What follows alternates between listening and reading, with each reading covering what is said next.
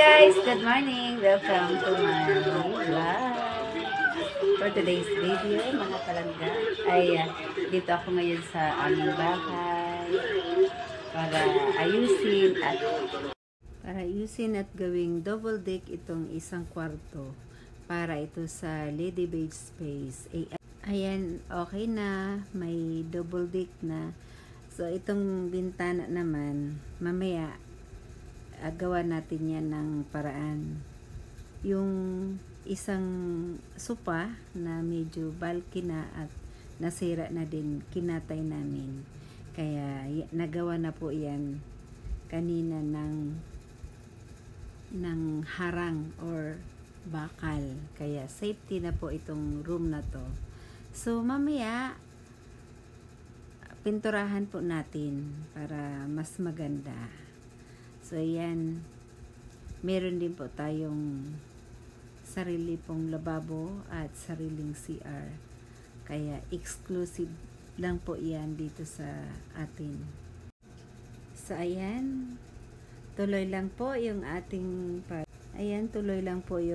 pag-aayos ng kwarto at ng buong bahay. Ayan, si Ate Tina ay nagpipintura na para maganda naman yung kwarto at nag-fade na po yung mga pintura. So ayan, bilisan mo Ate Tina, wait lang.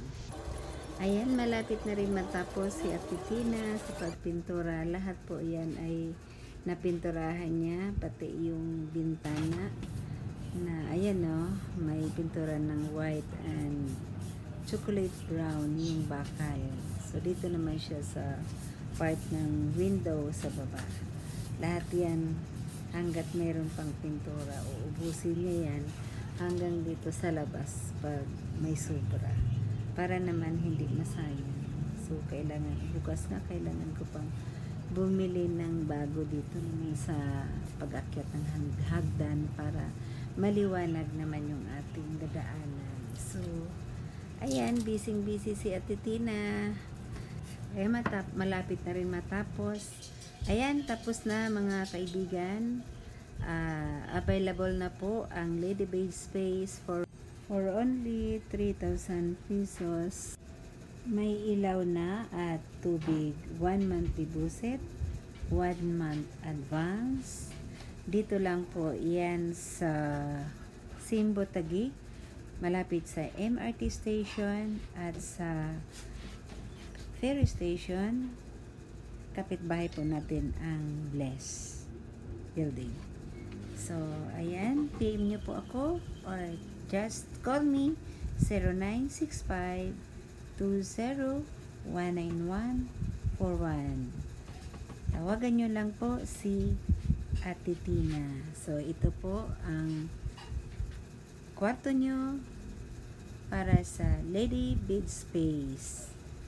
Ayan, ito po yung higaan sa taas. Maluwag po yan para sa isang tao. May bintana po na naka-protect ng bakal. At ayan naman po ang yung daanan paakyat. Ayan yung higaan sa baba. At ito naman po yung pinto. At ayan na ang pictures. Yan, ito po ang lababo natin. Sana nagustuhan nyo po ang aking video. At maraming salamat. PM nyo lang po ako sa gusto. Thank you for watching. Bye!